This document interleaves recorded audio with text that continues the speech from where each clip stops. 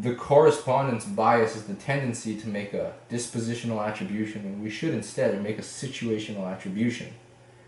This bias is so common and so basic that it is often called the fundamental attribution error.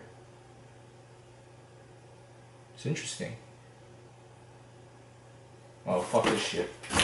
Time to watch some hentai. Alright.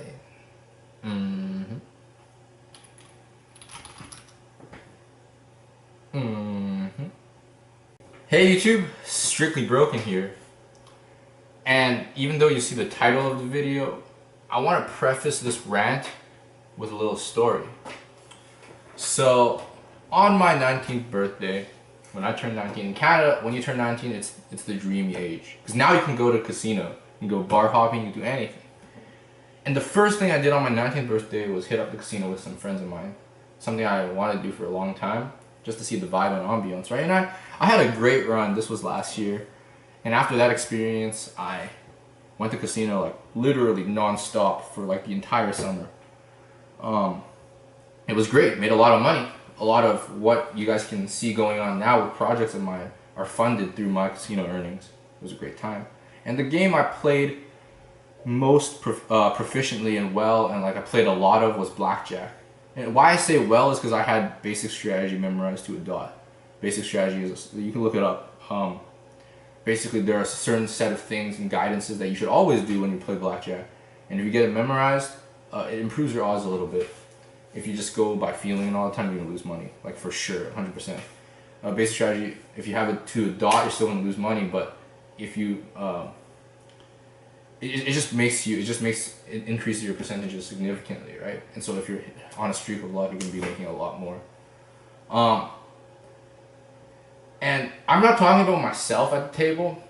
I always followed basic strategy to a dot, and I never really concerned myself with others, because when you play blackjack, you really just don't want to be concerning yourself with others. When you start concerning yourself with how others are hitting, you just get tilted. Because if you feel like you lost a hand because someone made a wrong hit, it just feels really bad. But there would often be these tables, like blackjack's a popular game. All the tables, the chairs are usually filled. You have like several people at a table, and oftentimes you'll have this beginner coming in on this table, just trying his luck for the first time playing blackjack. You know, as a beginner, doesn't really know too much. He's just watches the movie. It's super exciting, and these beginners make the worst possible hits and stays ever. You see like dealer 5 with his 14, he'll hit because he's just, as a beginner, it doesn't register his mind that a dealer 5 is a bust card. And you don't hit on hands greater than 11 anymore because it's just pointless. You don't want to take risks when the dealer is favored to bust. That is a huge essence of it. But these beginners, they're there to have fun and learn. I was like that when I first went, and so like, you know, it's all good. Not everyone is keen on memorizing charts like I did. But then you have these like old men. Casinos filled with old people every day. I don't know, maybe when you get old you just don't get excited by the same things anymore, and only casino and gambling your money away excites you. These old men who, when these newcomers make these weird stays and hits, and it causes the table rotation to go around, and then the dealer ends up getting like a 21 off of 5, some type of sack like that, and then the old man loses his hand, everyone at the table loses their hand. Oh my god, the old man gets so angry, stands up, starts swearing convulsively, and then leaves and gets a drink, and then just doesn't come back to the table because the beginner screwed up his hand. So you see that oftentimes, just these older people or these experienced people getting super tilted by the beginner's wrong hit or stay. Funnily enough, a lot of these old people don't even know basic strategy as well as me and my friends did to a dot. Like, we literally, not a lot of people go to casino and they kind of get an idea of what the basic strategy is like from like word of mouth and small learning, but they don't actually memorize the charts. And so these old people also make they also don't make the right hits and stays a lot of the time. And when I see these old people, and I'm generalizing them because this happens so often, but not all old people are like that. If you're an old person who watches my videos, I'm not targeting you, but these old people will sometimes make wrong hits and stays as well. And when they cause the table to lose a hand, they'll be like, oh, unlucky, right? When the beginner, the newbie, comes the other person, the old person goes like, oh my god, you're so stupid, you're an idiot, I'm gonna leave, you're fucking retarded. Like, just goes crazy on swears and cusses and then just leaves. But when he makes a mistake, he goes like, oh, it's super unlucky, dealer, oh my god, hit the 21. It's usually very nuanced mistakes too, like dealer 2 on 12. You're actually supposed to hit that, but I see a lot of these old people stay. But you're supposed to make a hit on that because dealer 2 is just a terrible card for players all around. But yeah, and they're like, oh, unlucky, dealer got 21 or something. And it's like, come on, man. And that's the story. What can you pull out of this? There's in my years of taking psychology, I've taken a bulk ton of psychology. There's something called the fundamental attribution error. And this fundamental attribution error is like this huge theory, the attributional theory and everything. And it leads to this effect called the actor-observer effect, which covers the same thing as the fundamental attribution error. It's where people tend to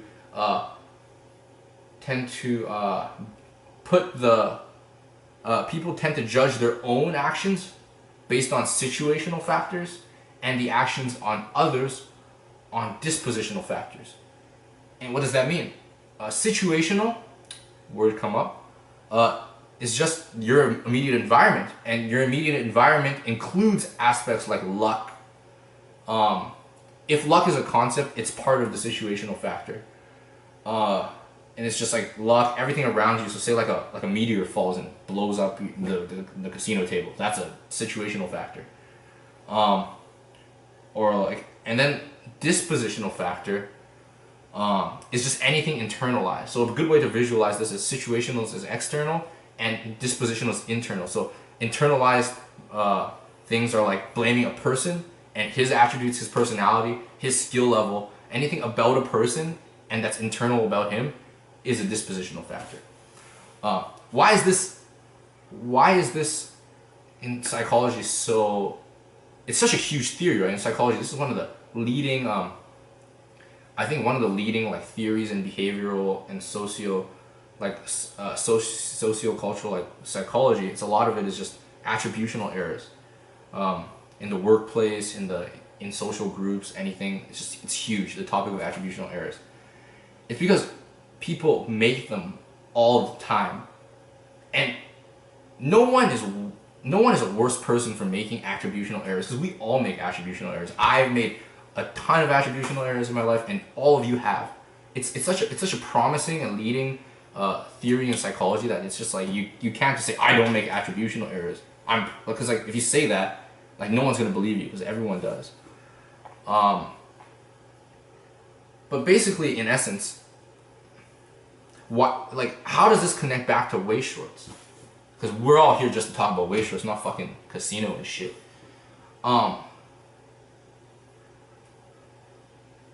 In these games, when I play, I'm not even necessarily playing these games, but I see these people who are playing, and these people, I'm not gonna name any names, just call it people, because I see it all the time. It's maybe I probably committed it as well, but basically everyone I know, I see something. As long as I see you play frequently, if you cancel a lot in the late game, you'll go like, oh, I was super compressed.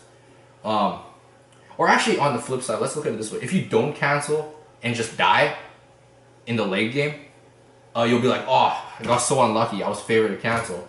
I'm so compressed. This really sucks. I was just unlucky, blaming it on the situational factor. Whereas if you kill someone who was compressed, the dialogue that often happens was, oh, you probably weren't like that compressed, or you probably just had like some climaxes in your hand or something. Like and then I have a conversation with these people after. I'm like, the guy was super compressed. You got pretty lucky on that. He's like, nah, the guy probably wasn't that compressed. Like he just wasn't playing too well or something.